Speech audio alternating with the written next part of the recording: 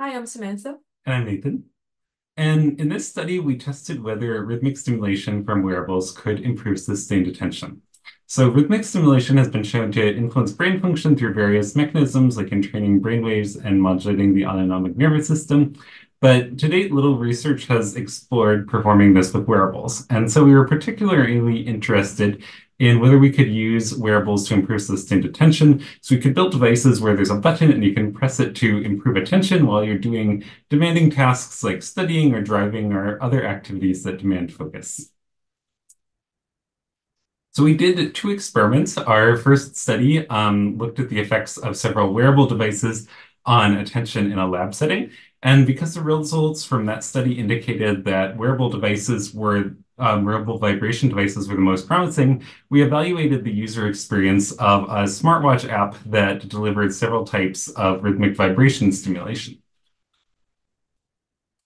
In our first study, we tested several different kinds of wearable devices to see if they could improve sustained attention.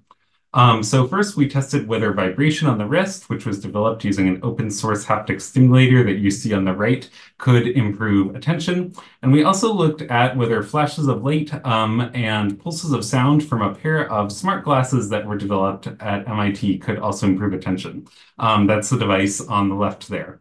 And so we tested vibration, we tested pulsed light, tested sound, and then we also tested a combination of light and sound that's been shown to be really effective at modulating brain activity in previous studies. And for each of those modalities, we tested with stimulation both at 10 hertz and also at 40 hertz, as previous research has suggested that these different frequencies can have different effects on the brain. We measured the attention using a computerized task called the Sustained Attention to Response Task, or SART. And so in this task, participants see numbers appear on a screen, and the instruction is the participant has to press the spacebar as soon as they see each number, unless the number is a 3, in which case they don't press any buttons. And so as the participant's attention starts to wander, they become inattentive, they tend to press the button in response to the 3 as well. So by looking at the error rate on this task, we can get a measure of kind of how attentive that participant is. And this task has been really well validated. It's also been shown to really correlate with attention in everyday life, things like everyday cognitive failures. So we had participants perform two blocks of that SART task for each modality and frequency. So you can see in this design matrix here, we had 10 hertz stimulation, 40 hertz stimulation, and then vibration, sound, light, and sound plus light. And so for each combination of frequency and vibration, they'd do two blocks. Each block lasted about 2 minutes of them doing that task. At the end of each block, we then have them answer some questions about the comfort of the stimulation other than got on that block. We also had interspersed in there two blocks with no stimulation, which we used as a control to evaluate how the stimulation influenced performance on the test. And then at the very end of the experiment, we asked participants some more questions about the social acceptability and comfort of the stimulation. So we found that all types of stimulation, except for the light alone, decreased the error rate, indicating that they improved sustained attention. And we didn't find any differences between the modalities or the frequencies. So there was a difference from no stimulation, but no significant difference between the different types of stimulation. But when we looked at comfort and social acceptability, what we found was that vibration was really preferred over the other types of stimulation. It was rated as more socially acceptable and also more usable. And there was a trend for it to also be the most comfortable on those tasks, although it wasn't statistically significant. So overall, our results from the first experiment suggest that rhythmic stimulation with wearables, a bunch of different kinds of it, can improve sustained attention, and that maybe the vibrotactile methods are the most preferred because they're the most usable and socially acceptable. Thank you, Nathan. Given the results from study one, we conducted a second study where we tested haptic stimulation on a smartwatch app in in-the-wild settings. We used the Fitbit Versa 2 watch, and there were three experimental conditions. First, the fixed frequency vibration mode, where vibration pulses were given at 10 pulses per second, so 10 hertz. The second was the variable frequency mode, where vibration pulses were given at a randomly selected frequency between 5 to 20 Hertz that changed every 10 seconds. The last mode was the sham, where no vibration was given, but participants were told that the watch generated imperceivable ultrasound pulses.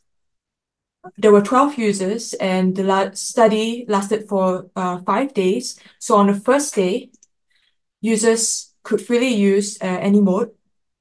They could switch between modes by pressing the screen. On the next 3 days, the watch would be locked to one of the modes of the experimental conditions for each day. The order of the conditions were counterbalanced. So, for example, they could get the variable frequency mode for day 2, sham the next day, and then fixed frequency the next day. On the 5th day, users again were allowed to freely use any mode. Overall, we measured the perceived effectiveness in providing benefits to attention, user preferences, comfort, and usability of these 3 modes. We did not find any significant perceived benefit for attention for the 2 vibration modes compared to sham. However, we did observe a trend of varying frequency stimulation being considered more effective and elicited more reports of improved attention compared to the other modes. We found that the varying frequency mode was not significantly preferred to sham or the constant frequency mode.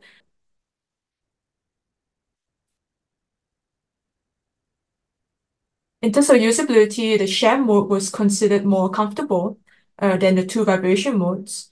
Despite this, users still did use the watches frequently, averaging to about 33 minutes per day of usage. And it was also considered very easy to use. A few users did find it helpful for improving attention at times, and sometimes it was distracting depending on the activity that it was used in. Overall, our results show that there were a wide range of wearables that could be used to improve attention, other than the using smart glasses or the watches like we did in study 1 and 2. We also envision other forms of wearables that could be used. In this rendering, haptic stimulation could be provided from devices in the form of earrings, a ring, or on-skin patches. So to wrap up, we found that several different types of rhythmic stimulation wearables could improve attention in a well-validated attention task. And because we found that the vibration mode was the most usable and socially acceptable, we also tested the user experience of a smartwatch app that delivered rhythmic vibrations to help users pay attention. And we looked at kind of the user experience of this while people used it in the wild. And while we found promising things in that study, in that like they used the vibration frequently and they found it easy to use, we didn't see significant effects on self-reported attention. And we likely need to run a follow-up study with more subjects to get more into that. Another question is, so when we see these effects on performance on this attention task in the lab, what is the mechanism by which that's happening? And our main hypothesis is that this stimulation has a general kind of psychostimulatory effect, which is improving attention by activating the sympathetic nervous system. And this is consistent with previous research like the Boost Me Up system by Zhang which showed that high-frequency stimulation could increase autonomic arousal and activate the sympathetic nervous system. So we're currently doing some follow-up studies to look at the effects of this system on measures of autonomic arousal like heart rate and brain activity and heart rate variability. So thanks for watching, and if you want to learn more, we hope that you come check out our paper or come talk to us at the conference. Thank you. Thank you.